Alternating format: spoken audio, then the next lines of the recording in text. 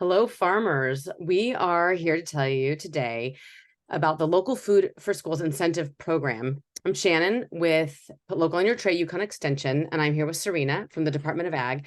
And we want to give you a fast and furious introduction to the new funding called Local Food for Schools Incentive Program, or LFSIP, which is around a little over $1.8 million that will flow through the Department of Education to districts across the state to buy locally grown products. So in this short video, we are going to share some common misunderstandings about working with schools and how you can be prepared, some details about LFSIP, so you can tap into this opportunity, and some additional resources to help you be ready to talk to a food service director and make some connections. Serena? So here's a quick overview of the LFSIP program. Schools can start their purchasing in September of this year of 2023, and they'll have funds until October of 2025. So while this is short-term funding, it's meant to grease the wheels for future purchasing and help to form some of the relationships. There's an emphasis in this program on purchasing from socially disadvantaged and small farms. And products that are eligible under this program are produce, meat, value-added dairy, such as yogurt and cheese, honey and maple syrup, grain products, and minimally processed foods, such as produce that is cut, frozen, and canned.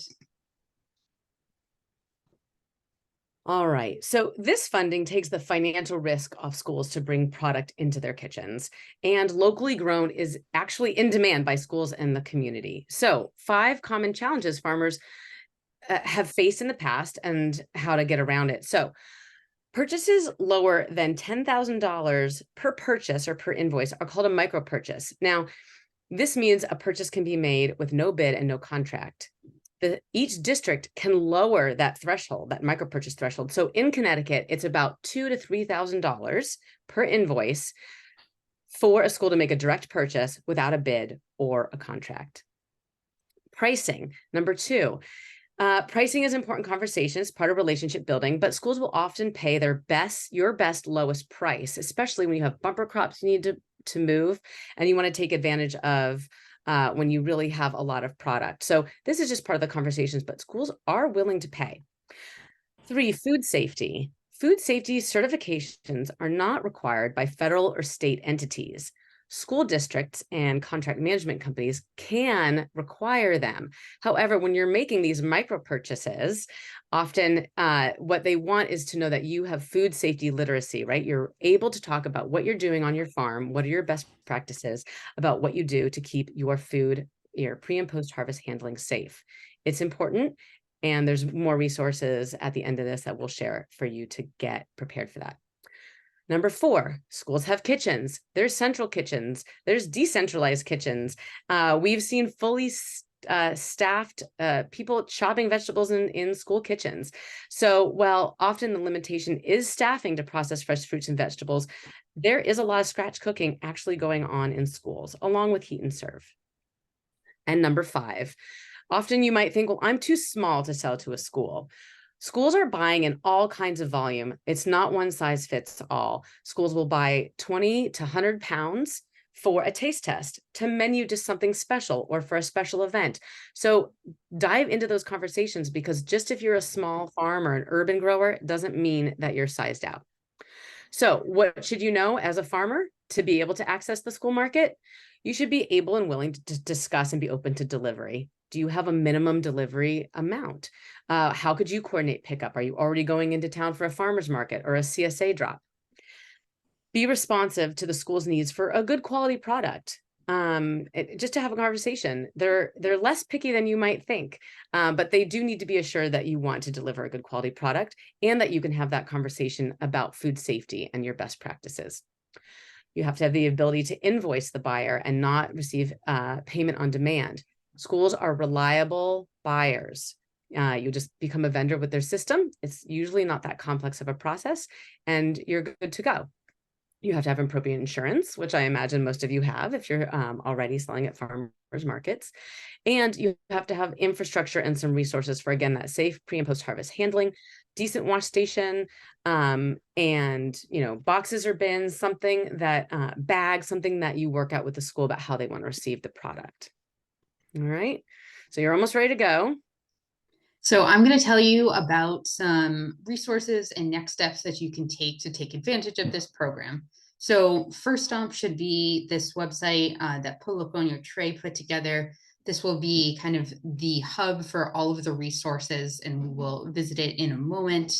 On their website, on the Put Local on Your Tray, they also host the Farm to School Farm Directory.